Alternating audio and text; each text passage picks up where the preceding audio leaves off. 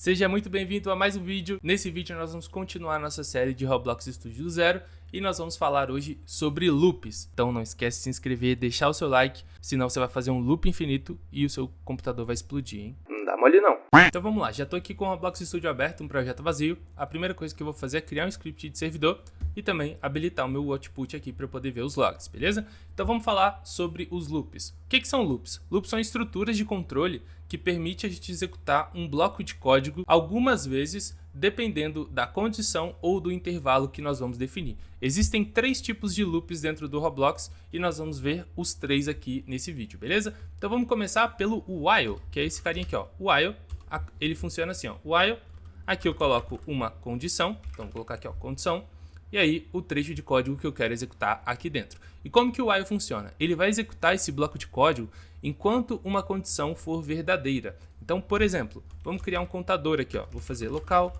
count e eu vou dizer que ele começa com 5. Eu vou fazer o seguinte, ó, repete para mim esse código enquanto o count for maior do que 0. Então eu quero fazer uma contagem regressiva e eu vou fazer print count. E aqui é o seguinte, ó, em nenhum momento eu estou alterando o valor do meu count. Então aqui eu posso entrar em um loop infinito e não é isso que eu quero. Eu quero fazer aqui uma contagem regressiva, então eu preciso diminuir o valor do meu count a cada interação que ele faz aqui dentro. Isso aqui que eu fiz, que é o menos igual, é a mesma coisa de fazer isso daqui, ó, count menos 1, tá? Então ele vai pegar o valor atual do count e vai subtrair mais 1 e guardar na nossa variável. Só que dessa forma aqui é uma forma mais simples de escrever. Então vamos lá, eu vou dar um play aqui no jogo para você ver. E olha só, 5, 4, 3, 2, 1. E agora, quando ele chegou no 0, ele para. Por quê? Porque o count, se ele é igual a 0, ele não é maior do que 0. Então esse loop vai parar de ser executado, beleza?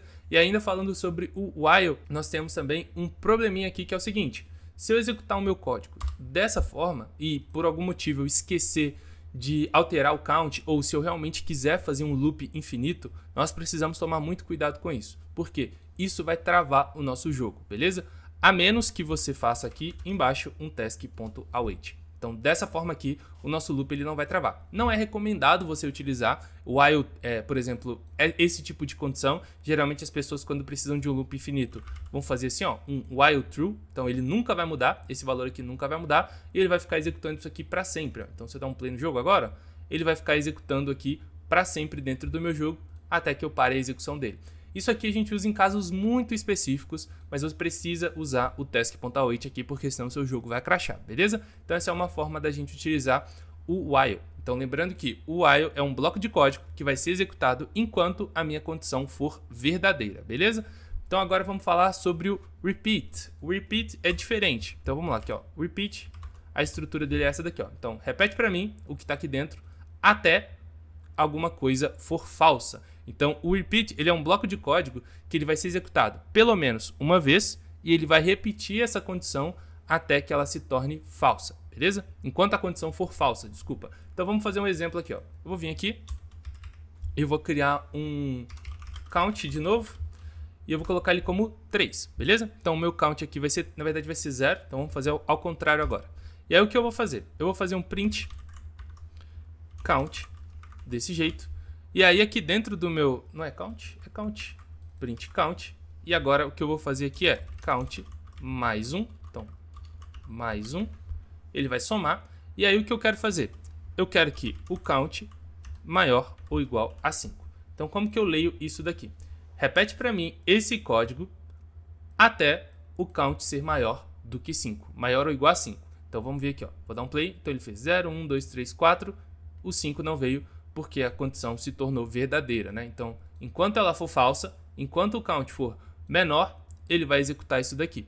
E aqui existe também o seguinte, se eu vier aqui dentro e colocar o meu count igual a 6, por exemplo, olha só o que vai acontecer. Vamos dar um play. Ele executou. Só que ele executou uma única vez. Por quê? Mesmo que a minha condição já tenha sido atendida, né? O count aqui ele já é maior do que o 5, ele vai executar isso aqui pelo menos uma vez, beleza?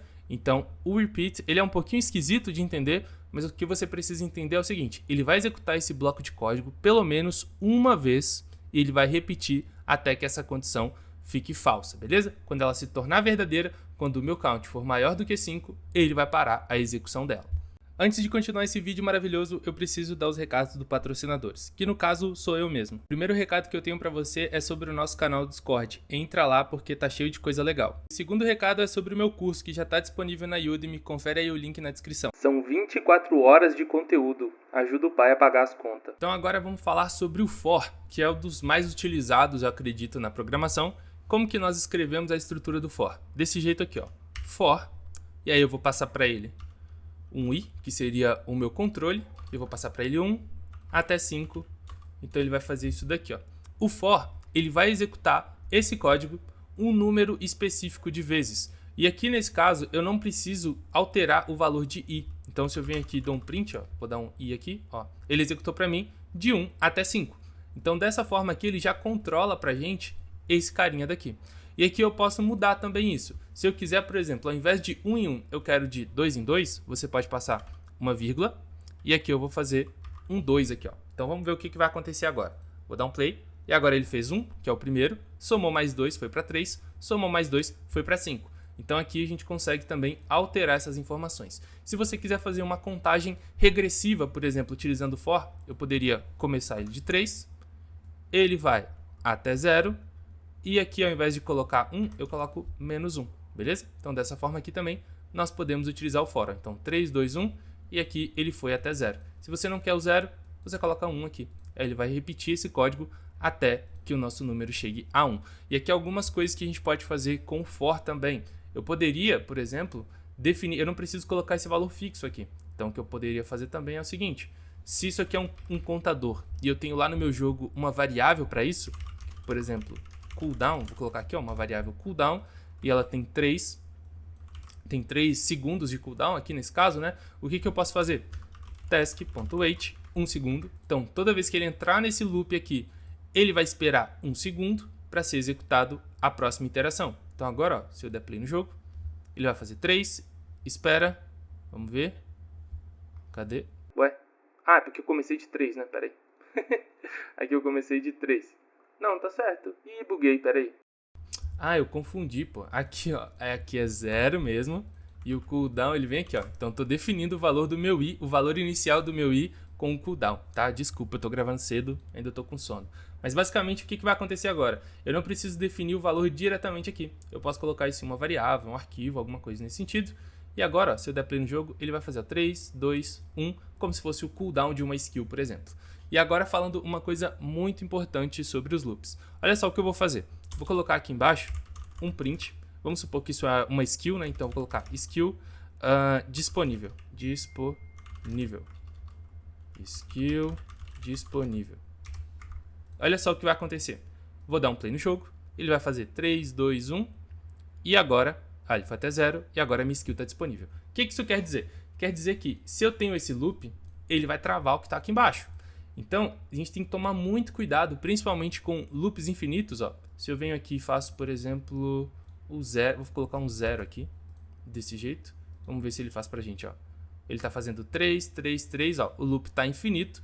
E a minha skill, ela nunca vai ficar disponível, porque o loop tá infinito e o código que está aqui embaixo nunca vai ser executado. Então a gente precisa encontrar, se você utilizar desse jeito, você precisa encontrar uma forma, né, de utilizar isso para parar esse loop em algum momento, mas não é recomendado ficar utilizando esses loops infinitos, beleza? Para esse vídeo era isso, meu jovem. Espero que você tenha entendido como utilizar os loops. Qualquer dúvida, deixa aí nos comentários. Não esquece de se inscrever e deixar o seu like. Tamo junto e até o próximo vídeo.